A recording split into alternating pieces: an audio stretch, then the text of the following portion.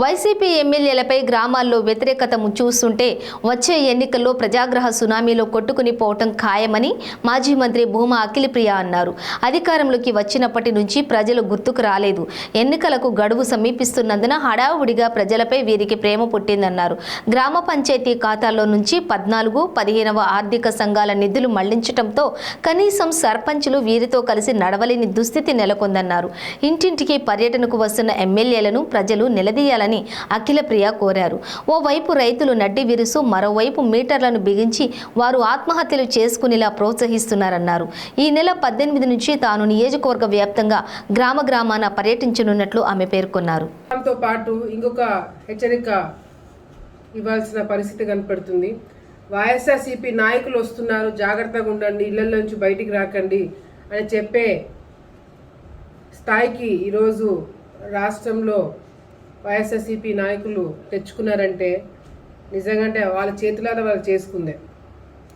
ఆఖరికి వైఎస్ఆర్సీపీ ఎమ్మెల్యేలను చూస్తే జాలిపడే స్థాయికి దిగజారినారు. కేవలము ఇప్పుడు ఎన్నికలు వస్తున్నాయి కాబట్టి హడావిడిగా ప్రజల మీద ప్రేమ విపరీతంగా పుట్టుకొని వచ్చి గ్రామాలకు వెళ్ళి ఓట్లు అడుక్కునే స్థాయికి దిగజారినారు.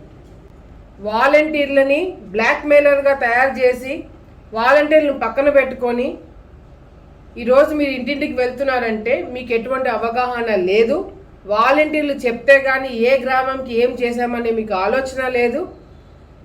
ఆ పరిస్థితికి ఈరోజు మీరు దిగజారినారు. మీ సర్పంచులు మిమ్మల్ని తిట్టుకునే స్థాయికి తెచ్చుకున్నారు.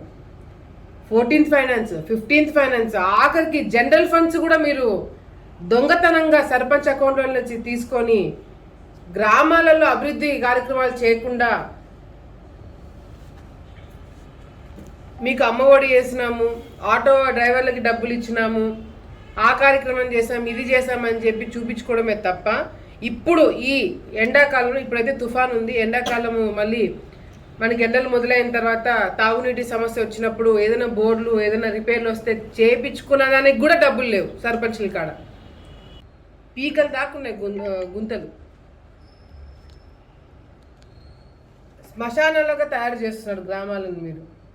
మీరు ఈ ప్రభుత్వం వచ్చిన తర్వాత మొదటి రోజు నుంచి కక్ష సాధింపు చేశారే తప్ప వాళ్ళ మీద కేసులు, ఎక్స్ మినిస్టర్లందరినీ అరెస్ట్ చేయడాలు, వాళ్ళ మీద కేసులు నమోదులు చేయడాలు, వాళ్ళ మీద ఒత్తిడి పెట్టడాలు, తెలుగుదేశం పార్టీ కార్యకర్తల మీద కేసులు పెట్టడాలు, వాళ్ళని ఏ విధంగా భయపడించుకోవాలా, ఎమ్మెల్యేలు ఇళ్లలో కూర్చొని ఎస్ఐలకి సిఐలకి ఫోన్లు చేసి వాళ్ళ మీద కేసు బుక్ చేయి, వీళ్ళ మీద కేసు బుక్ చేయండి, వాళ్ళని పార్టీ మార్పించండి అని చెప్పేదానికి పనికొచ్చారే తప్ప గ్రామాలలోకి వెళ్ళి రోడ్లు ఎవరేసినారు, రైతులకి ఎంత అన్యాయం చేస్తున్నారు ఈ ప్రభుత్వం. మళ్ళీ కొత్తగా ఇప్పుడు మోటార్లకి మీటర్లు పెడతారంట. మీరు మోటార్లకి మీటర్లు పెట్టండి, పెట్టి గ్రామాలలో తిరగండి చెప్తాను. రైతుల వాడు ఎవడు కూడా మేము మొక్కలు కూడా చూడరు. ఏదైతే ప్రతి